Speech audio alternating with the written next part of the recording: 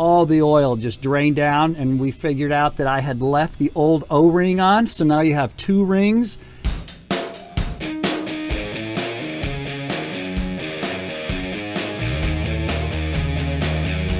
going to be doing an oil change on this 2003 Nissan Frontier with a, what is it, 2.4? With a 2.4 liter engine. We have it up on ramps right there. Get the front end up. So I got six bolts to take off this little rubber plastic protection plate. And I don't know if you can see, I've added larger washers. What size are the bolts? 10 mil. You put bigger washers on. I put bigger washers on so it would hold the, and I'll pull that off so you can see it. Because, you know, it didn't have a washer at all. It was just held on like that. And I was afraid it would start breaking through. So that washer gives me a lot more surface area to hold on that plastic there. Just a little extra added. Only takes a second to pull all these off. Then we have 3 towards the back here. And just like that, drops right out. Got oil pan here, but I'm going to be, even though I didn't need this out for draining it, because the plug is way back here and that's in a clear area, now I can reach right up to get the filter right through here. I think they recommend accessing the filter through the wheel well, but I feel like I might as well be right underneath it here to be able to get in there and see that right there. It's blue, obviously. Right there. So, yep. It'll drip some oil down here a little bit, and so I've got cardboard under here to catch a little of that if it doesn't all go in the bucket. Drain bolt back here.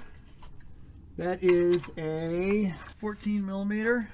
First thing I do is, even though there's no bucket under it yet, I just crack it to, there we go. So now it's loose and I can just hand tighten, get this ready because it's going to drip on me.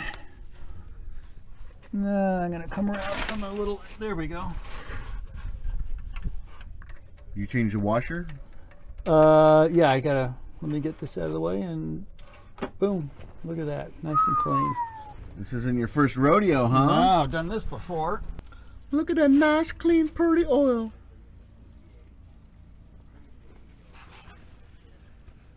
You can see it has a copper washer there that sometimes, if I don't screw it on super tight, and I probably get sometimes 3-4 oil changes out of it.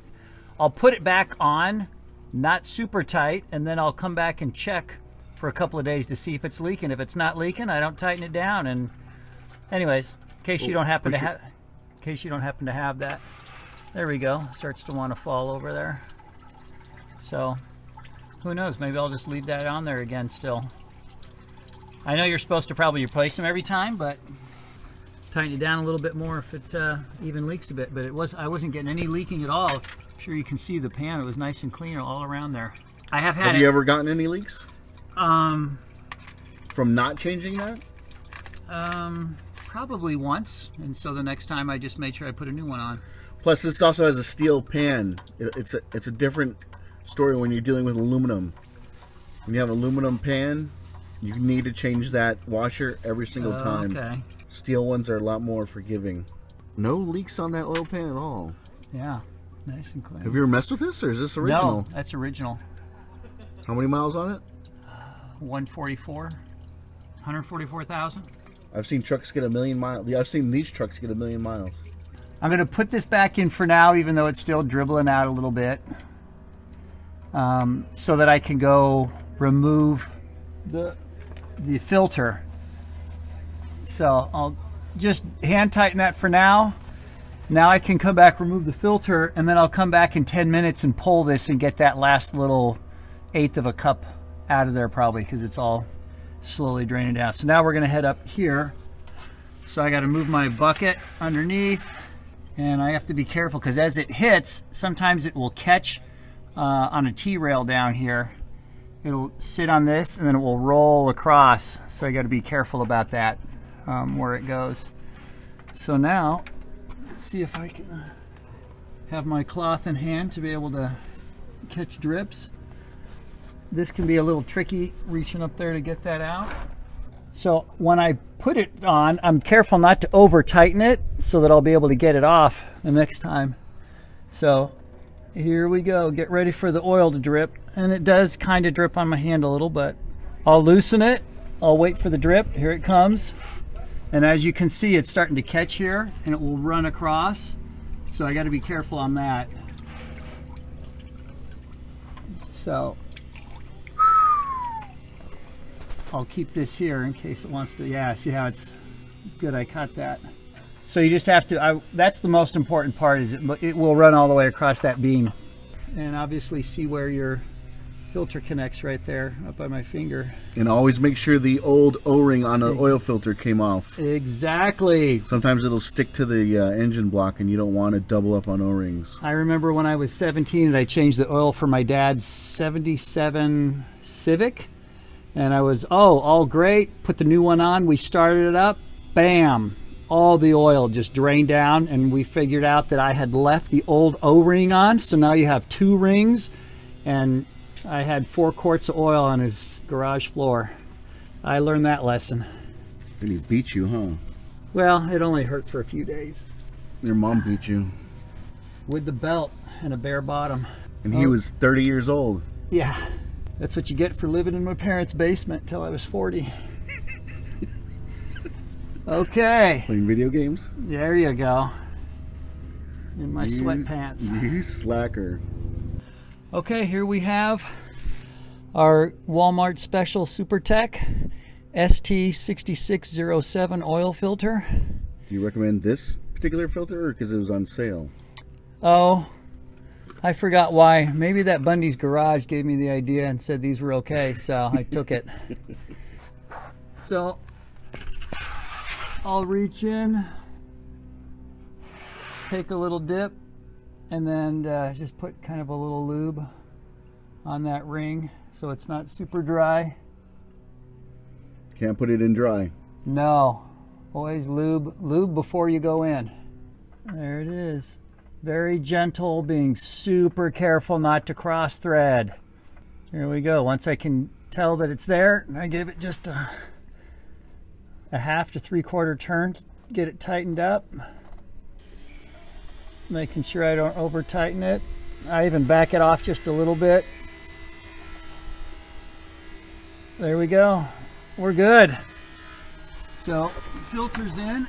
Now we'll swing back to get that last ounce of last little dribble. Move your bucket. There we go. So now I'm just going up and wiping around some of the excess oil that had kind of dripped. Still draining, but he's like, screw it. That's right. I don't got time for this. Ain't nobody got time for that. Ain't nobody got time for that. Gotta move on. Got life.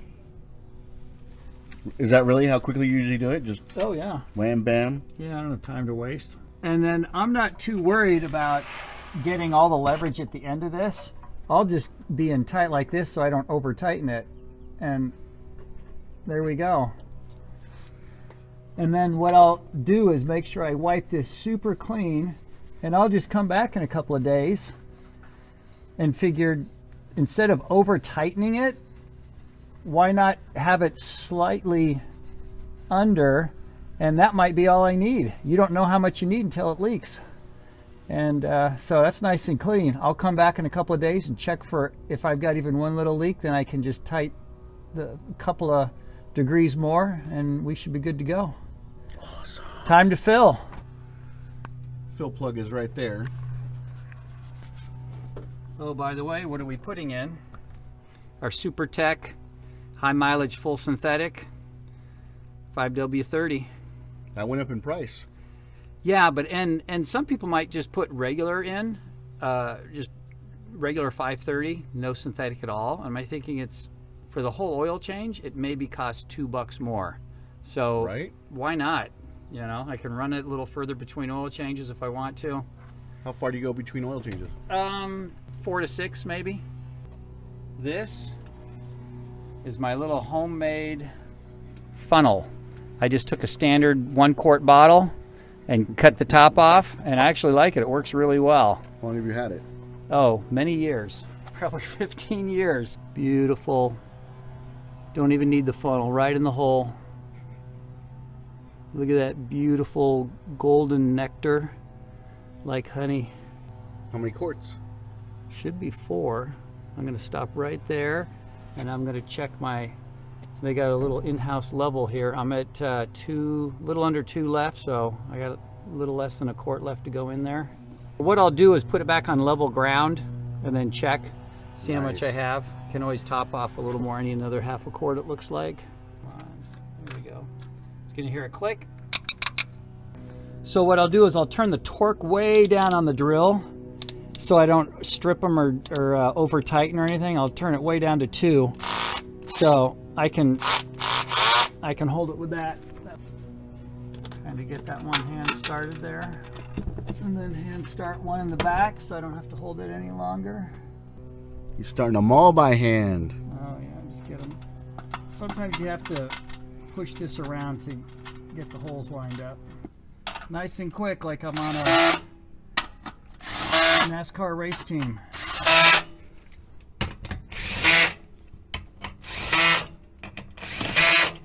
Done. Hit the timer. That's how you do an oil change on a Nissan 2.4 liter.